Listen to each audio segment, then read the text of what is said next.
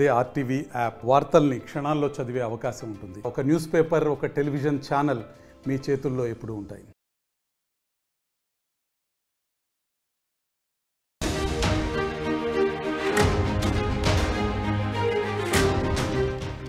ఇప్పుడు ప్రపంచ దేశాలన్నీ కూడా వినేష్ ఫోగట్ ఇష్యూ గురించి మాట్లాడుకుంటున్నాయి. వినేష్ ఫోగట్ నిన్న టోక్యో ఒలింపిక్స్ గోల్డ్ మెడల్ సాధించినటువంటి సుసాకి పైన గెలుపొందిన తర్వాత రాత్రికి రాత్రే 2 కేజీల బరువు ఏ రకంగా పెరిగింది, పైపెచ్చు ఈ బరువు తగ్గడానికి కోసం ఏం ప్రయత్నాలు చేసింది, ఎస్ అవి మీకు చెప్పబోతున్నా. రాత్రంతా వినేష్ ఫోగట్ చాలా ఎక్సర్సైజులు చేసింది. సుమారుగా ఆవిడ రాత్రంతా కూడా స్కిప్పింగ్, జాగింగ్, సైక్లింగ్ చేస్తూ వెయిట్ తగ్గించేందుకు ప్రయత్నం చేసింది. రాత్రంతా చాలా కష్టపడింది వినేష్ ఫోగట్. రాత్రికి రాత్రి 900 గ్రాములు తగ్గింది ఫోగట్. నిద్రపోకుండా జాగింగ్ చేసింది, స్కిప్పింగ్ చేసింది, సైక్లింగ్ చేసింది. శరీరం నుంచి ఇక్కడ మీకు చాలా ఇంపార్టెంట్ విషయం చెప్పబోతున్నాను. ఏకంగా తన బరువు తగ్గడం కోసం రక్తం సైతం తీసుకుందంట ఫోగట్. తన శరీరంలో నుంచి రక్తం తీసేసింది, అప్పుడు బరువు తగ్గుతానంటూ ఆవిడ ఆలోచించి ఉంటుంది. అందుకే తన శరీరం నుంచి రక్తం కూడా బయటికి తీసింది. జుట్టు కత్తిరించుకుంది. ఎంత కష్టపడ్డా ఆఖరికి 100 గ్రాములు, ఇక్కడ మీరు ఎగ్జాక్ట్గా 100 గ్రాములని రౌండ్ ఫిగర్ చేసి కోట్ చేసి చెప్తున్నాం, కానీ 98 గ్రాములు మాత్రమే. ఈ 98 గ్రాముల అధిక బరువు ఉన్నందుకుగానే వినేష్ ఫోగట్ని ఒలింపిక్స్ నుంచి ఒలింపిక్స్ అసోసియేషన్ తొలగించేసింది. ఆవిడకి అనర్హత వేటు వేసింది. ప్రస్తుతానికి ఈ ఇష్యూ ప్రపంచవ్యాప్తంగా చర్చనీయాంశం అవుతోంది. అయితే ఆవిడ నిన్న ఉదయాన్నే టోక్యో సంబంధించిన ఒలింపిక్స్లో గెలుపొందినటువంటి జపాన్ క్రీడాకారిణి సుసాకి, టోక్యో ఒలింపిక్స్ గోల్డ్ మెడలిస్ట్ రెజ్లర్లో ఆవిడని ఓడించిన తర్వాత ఓడించేప్పటికీ ఆవిడ గేమ్లోకి వెళ్లేందుకు వినేష్ ఫోగట్ గేమ్లో వెళ్లే సమయానికి కరెక్ట్గా 50 గ్రాముల లోపే, 50 కేజీల లోపుగానే ఉంది. అన్ని ఫిట్గానే ఉంది. అక్కడ గేమ్ ఆడింది, గేమ్లో విజయం సాధించింది. ఆ తర్వాత సాయంత్రం ఏం జరిగి ఉంటుంది? ఉన్న పలంగా ఈ 1-2 కేజీల వరకు సుమారుగా ఆవిడ వెయిట్ ఎలా గెయిన్ కాగలిగింది? ఎందుకంటే చాలా రెస్ట్రిక్షన్స్ మధ్య, గైడ్లైన్స్ మధ్య, చాలా కండిషన్స్ మధ్య వాళ్ళు ఫుడ్ తీసుకుంటూ ఉంటారు.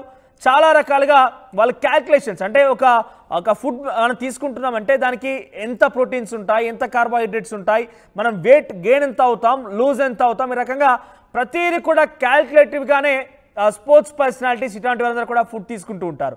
మరి రాత్రి ఏం జరిగి ఉంటుందో ఏమో, కానీ సుమారుగా 2 కేజీల బరువు అయితే పెరిగిందట. ఆ తర్వాత కఠోరమైనటువంటి ఎక్సర్సైజులు, స్విమ్మింగ్, స్కిప్పింగ్, జాగింగ్, ఈ రకంగా అన్ని ఎక్సర్సైజులు చేయడమే కాకుండా తన శరీరంలోంచి తానే రక్తం కూడా తీసుకుందంట.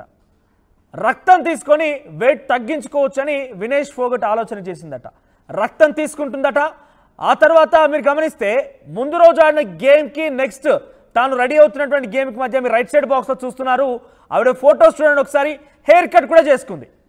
సో హెయిర్ కట్ కూడా చేసుకున్న విజువల్స్ మనం చూస్తాం. ముందు రోజు తను గేమ్ ఆడినప్పటికీ ఫోటో లెఫ్ట్ సైడ్ బాక్స్లో మీకు కనబడుతుంది, ఫస్ట్ బాక్స్లో. ఆ తర్వాత నిన్న సాయంత్రం తను ఎక్సర్సైజ్ చేస్తున్నటువంటి సమయంలో కావచ్చు, అక్కడ ఫొటోస్ మీకు దర్శనమిస్తున్నాయి. హెయిర్ కట్ కూడా చేసుకుందట. అయితే ఇన్నే చేసుకున్నప్పటికీ కేవలం 900 గ్రాములు మాత్రమే తగ్గగలిగింది. ఈరోజు మ్యాచ్కి రెడీ అవుతున్న నేపథ్యంలో మరొకసారి వెయిట్ టెస్ట్ చేసినప్పుడు 100 గ్రాములు, అంటే 50 కేజీల 100 గ్రాములు, 50 కేజీల 98 గ్రాములు మాత్రమే. ఈ 98 గ్రాములు పూర్తిగా రౌండ్ ఫిగర్గా 100 గ్రాములు అదనంగా ఉన్నందుకే తనపై అనర్హత వేటు వేసింది ప్యారిస్ ఒలింపిక్స్. ఇక రాత్రంతా రెస్ట్ లేకుండా రక్తం తీయడంలో ఆవిడ ఆరోగ్యం కూడా విషమించింది. డిహైడ్రేషన్ గురైంది. ప్రస్తుతం ఆసుపత్రిలో ఫోగట్ చికిత్స పొందుతోంది. మంగళవారం రాత్రి నిర్ణీత 50 కేజీల బరువు కన్నా 2 కేజీల అదనంగా ఆవిడ ఉండడంతో రిస్క్ చేసింది ఈ ఫోగట్.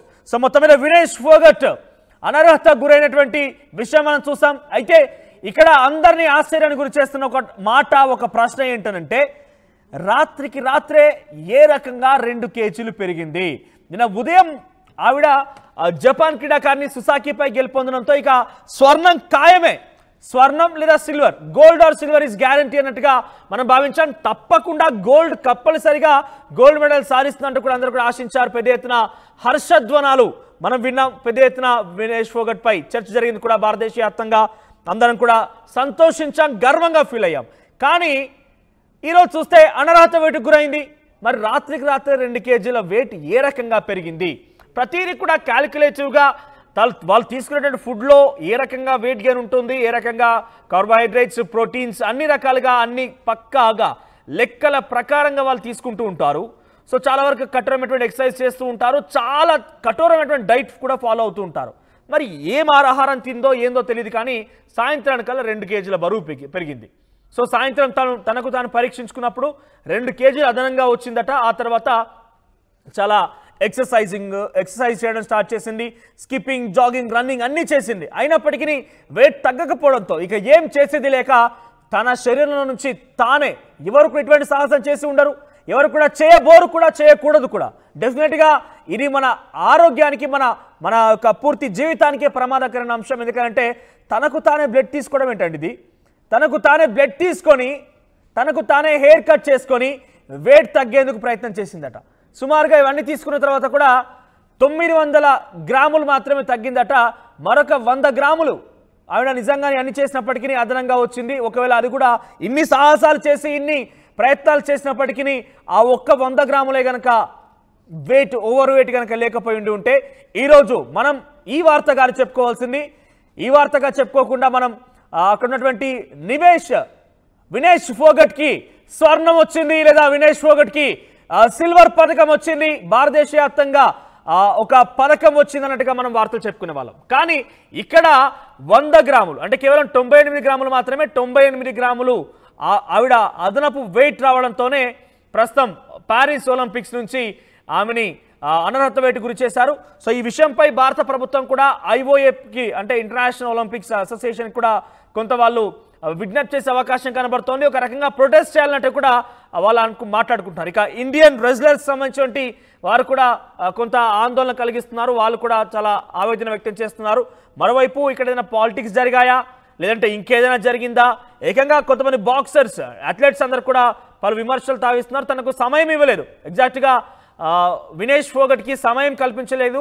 సమయం కనుక ఇచ్చి ఉంటే కొంత ఆ వెయిట్ కూడా లూజ్ అయ్యేది అన్నట్టుగా వాళ్ళు మాట్లాడుతున్నారు. సో ఏదేమైనా కూడా India for the first time, నాకు తెలిసినంత వరకు to my knowledge for the first time ఒక అథ్లెట్, ఒక స్పోర్ట్స్ పర్సనాలిటీ చివరి వరకు మరొక క్షణం కనుక ఆ వెయిట్ కనుక తగ్గి ఉంటే, ఆ ఒక్క క్షణంలో కనుక ఏదైనా కొన్ని మార్పులు కనుక సంభవించి ఉంటే కనుక ఈరోజు వినేష్ ఫోగట్ భారతదేశానికి ఒక స్వర్ణం లేదా ఒక సిల్వర్ ఏదో ఒకటి మాత్రం కైవసం చేసుకుని ఉండేది. సో ప్రస్తుతానికి వినేష్ ఫోగట్ విషయం ఏకంగా భారతదేశంలోనే కాదు, ప్రపంచ దేశాల్లో కూడా ఈరోజు మాట్లాడుకుంటున్న పరిస్థితి. ఒక 100 గ్రాముల బరువు ఎంత ప్రభావాన్ని చూపిస్తుంది అనేది ఒక దేశమే ఈరోజు ఆందోళన కలిగించే విధంగా నిరాశ గురయ్యి ఏకంగా దుఃఖిస్తోంది కొంతమంది స్పోర్ట్స్ పర్సనాలిటీస్ అన్నప్పుడు డెఫినెట్గా దాని ప్రభావం ఎంతుందో అర్థమవుతోంది. ఇక చాలా వరకు కూడా కఠోరమైనటువంటి సాధనలు చేసింది. రాత్రి హెయిర్ కట్ చేసుకోవడం, స్విమ్మింగ్ చేయడం, జాగింగ్ చేయడం, రన్నింగ్ చేయడం, రాత్రంతా ఇదే రకమైన పనులు చేయడం కారణంగా డీహైడ్రేషన్ గురైంది. ప్రస్తుతం ప్యారిస్లోనే ఒక హాస్పిటల్లో అడ్మిట్ అయింది వినేష్ ఫోగట్. ప్రస్తుతం ఆవిడ డాక్టర్ల కనుసైగల్లో కొంత అనారోగ్య పరిస్థితి గురైన నేపథ్యంలోనే అక్కడ తనకి పరీక్షలు చేస్తున్నారు, తనకి కొంత అక్కడ ట్రీట్మెంట్ ఇస్తున్నట్టు కనబడుతోంది. సో మొత్తం మీద ప్యారిస్ ఒలింపిక్స్ నుంచి వినేష్ ఫోగట్ ఫైనల్స్కి వెళ్ళినప్పటికీ అక్కడ అనర్హత వేటు కారణంగా వెనుదిరిగిపోయింది.